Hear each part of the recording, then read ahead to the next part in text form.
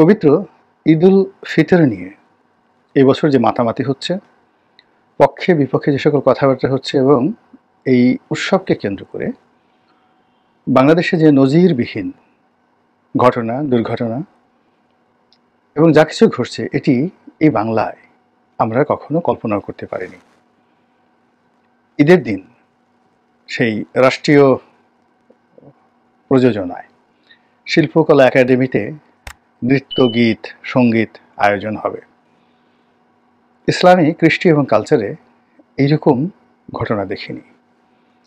কিংবা যারা কখনো নামাজ কালাম পড়েনি, ধাক্কা দিয়ে পশ্চিম দিকে ফেলে দিলেও যারা রাগ হয়ে পূর্ব দিকে চলে যেত, তারা দুনিয়ার যে কোনো জিনিস তারা খাবে, যে কোনো জিনিস তারা বলবে, কিন্তু লা ইলাহা ইল্লাল্লাহু মুহাম্মাদুর রাসূলুল্লাহ এই শব্দগুলো উচ্চারণে যাদের বাধা ছিল, যাদের মুখে রুচিতে এই সকল বক্তব্য আসতো না, এখন তাদের মুখেই দেখা যাচ্ছে যে ইসলামের অমীয় বাণী আমাদেরকে শুনতে হচ্ছে।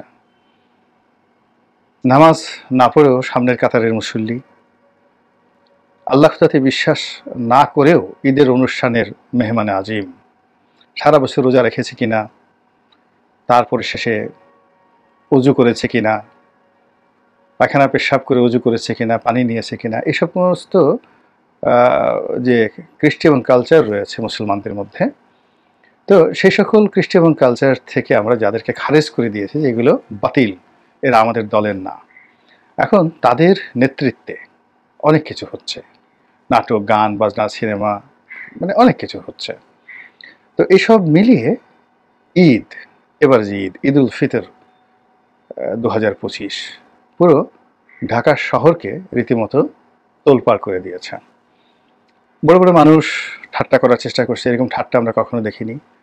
আওয়ামী লীগ নেই, কি ভালো একটা ঈদ হলো। আওয়ামী লীগের যন্ত্রণায় কি আমরা কখন ঈদ করতে পারতাম? আওয়ামী লীগ থাকলে চাঁদা দিতে হতো, এই বছর কোনো চাঁদা দিতে হয়নি। ছাত্রলীগের দাপট থাকতো এবং পাঞ্জাবির দোকানগুলো সব ছাত্রলীগ, যুবলীগে ভরপুর থাকতো। যুব মহিলা লীগের যে সকল মেয়েরা ছিল, তারা যেভাবে হাত ঝুলিয়ে, গাল ঝুলিয়ে শাড়ির দোকানগুলোতে দাপট দেখাতো, ওই দৃশ্য তো আমরা এবার দেখিনি। এবার যারা ঈদ করেছেন তারা সবাই একেবারে রীতিমতো সারা বছর রোজা রেখেছেন, নামাজ পড়েছেন, তসবিহ করেছেন, তাহলিল করেছেন, কোরআন তেলাওয়াত করেছেন, একেবারে জিন্দা ওলি। তো সেই জিন্দা ওলিরা আওয়ামী লীগের মতো দলের খপ্পর থেকে বেঁচে এই বছর একটি রীতিমতো বিস্ময়কর ঈদ উদযাপন করেছে। এরকম প্রচারণা এক পক্ষ করার চেষ্টা করছে।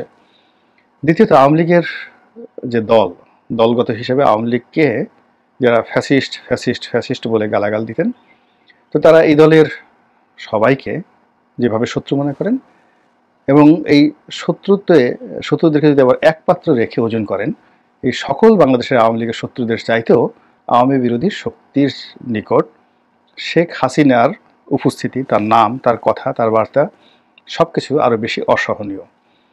প্রতি বছর ঈদ উপলক্ষে শেখ হাসিনার বাণী থাকে, ঈদ উপলক্ষে শেখ হাসিনার প্রশংসা থাকে, তার কর্মকাণ্ড থাকে। ঈদের দিন তিনি ঘটা করে অনেকগুলো কর্মকাণ্ড করেন। পুরো রমজান মাস জুড়ে একটার পর একটা ইফতার দেন, এতিমদেরকে তিনি দাওয়াত করেন, তারপরে শেষে সেই এতিমদের জন্য তিনি রান্না করে নিজের হাতে এতিমদেরকে খাইয়ে দেন।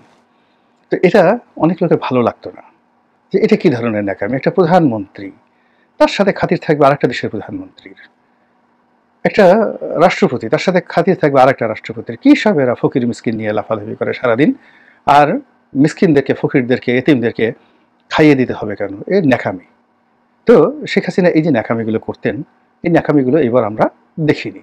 ডক্টর মোহাম্মদ ইউনূস তিনি এতিমদের সম্মানে কোনো ইফতারের আয়োজন করেছেন, কোনো এতিমকে তিনি জড়িয়ে ধরেছেন, তারপরে তাকে চুম্বন দিয়েছেন। অবশ্য তিনি চুম্বন দেন নাই, কিন্তু জামাতের আমির অবশ্য অনেক এতিমদেরকে তিনি চুম্বন করেছেন। এটা নিয়ে অবশ্য ভিন্ন কথাবার্তা হচ্ছে।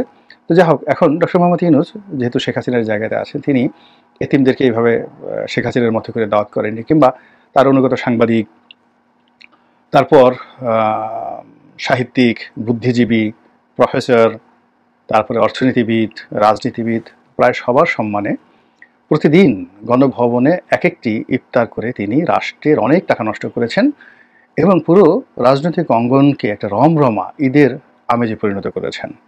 এই জিনিসগুলো আমরা এবার দেখিনি। ফলে কি হলো, অনেক রাষ্ট্রে টাকা বেঁচে গেছে। এখন সেই টাকা দিয়ে আরেকটা পদ্মা সেতু হয়তো করা যাবে। মাওয়া ঘাটে যেটা পদ্মা সেতু শেখ হাসিনা করে গেছেন তার অ্যাগেনস্টে এখন মানিকগঞ্জে হয়তো আরেকটা পদ্মা সেতু করা যাবে এই রোজার মাসে শেখ হাসিনার এই অপচয় থেকে, যাকে বলা হয় টাকা রোধ করে। 2 নম্বর হলো যে এই রোজার মাসে কতগুলো বিষয়, ইলেকট্রিসিটি, তারপরে শেষে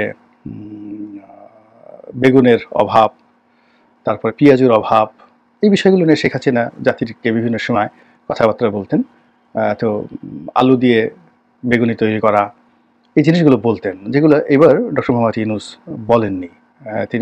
তিনি তার মতো করে গিয়েছেন এবং চীন দেশে গিয়ে তিনি সেখানে বৈঠক করেছেন। এবং চীনে যখন তিনি ছিলেন, তিনি রোজা ছিলেন কি না এটা বলতে পারবো না। এবং চীনের অনেক ঐতিহাসিক মসজিদ আছে বেইজিংয়ের, তিনি কোনো মসজিদ পরিদর্শনে গিয়েছেন কি না তাও বলতে পারবো না। ওখানকার বাঙালি কমিউনিটি, যেটা শেখ হাসিনা কোথাও গেলে বাঙালি কমিউনিটির সঙ্গে বসেন, তো তিনি সেখানে যারা বাঙালি কমিউনিটি রয়েছেন, বেইজিংয়ে রয়েছেন বা তিনি যে শহরে গিয়েছিলেন সেই শহরে যে বাঙালি রয়েছে তাদের সঙ্গে তার কোনো যোগাযোগ হয়েছে কিনা বলতে পারবো না। তো সব মিলিয়ে সচরাচর ঈদকে কেন্দ্র করে গত 15 বছর ধরে শেখ হাসিনার জমানাতে যে সকল দৃশ্য হয় পুরো রমজান জুড়ে, সেটা যেমন হয়নি, আবার ঈদের দিনকে কেন্দ্র করে যা হয় তাও হয়নি। ঈদের দিনে শেখ হাসিনার সঙ্গে দেখা করতে যে পরিমাণ লোক গণভবনে যেতেন তার 100 ভাগের 1 ভাগ লোকও এইবার ডক্টর মোহাম্মদ ইউনূসের সঙ্গে দেখা করতে যাননি।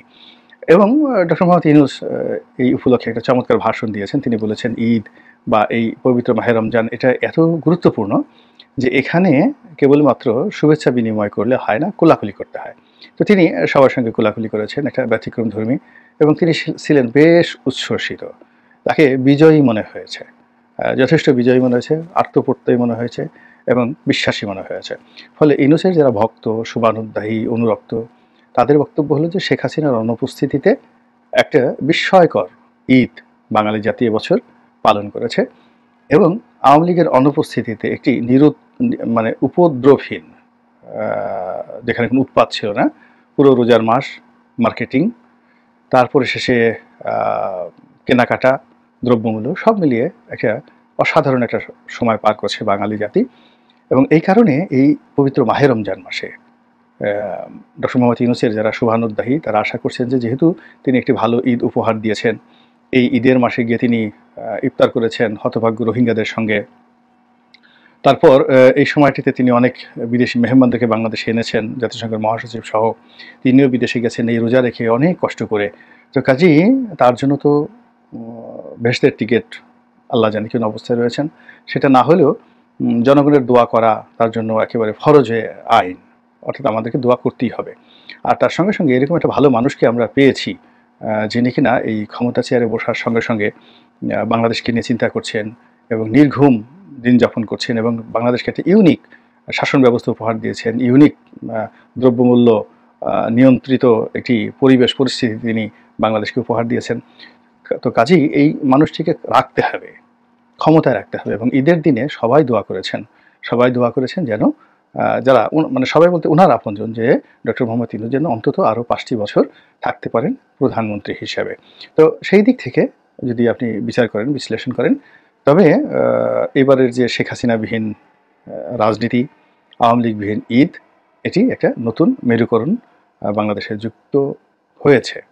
এখন এই যে যুক্তি মানে সংযুক্তি বা যুক্তি ঈদের চলন বলন, কথাবার্তা, আচার আচরণ সব কিছুতে, এবং বানানও পরিবর্তন হয়েছে কিনা বলতে পারবো না। শেখ হাসিনা ঈদের বানানটা দীর্ঘইর পরিবর্তে রস্যই করে দিয়েছিলেন বাংলা একাডেমির মাধ্যমে। এইবার ঈদে কি রস্যই হয়েছে না দীর্ঘই হয়েছে, এটা আবার খালিদ মহিউদ্দিন যিনি প্রখ্যাত সাংবাদিক তিনি আবার প্রশ্ন করেছেন। আমি তার ভিডিওটা দেখার সুযোগ হয়নি এবং আমি নিজেও সরকারি কোনো দাওয়াত কার্ডে রস্যই না দীর্ঘই এটা লক্ষ্য করিনি। তো এরকম অনেক পরিবর্তন, বিশাল পরিবর্তন, মানে অনেকটা চন্দ্রগমনের মতো পরিবর্তন। তো এই পরিবর্তন কিভাবে আগামীতে কাজ করে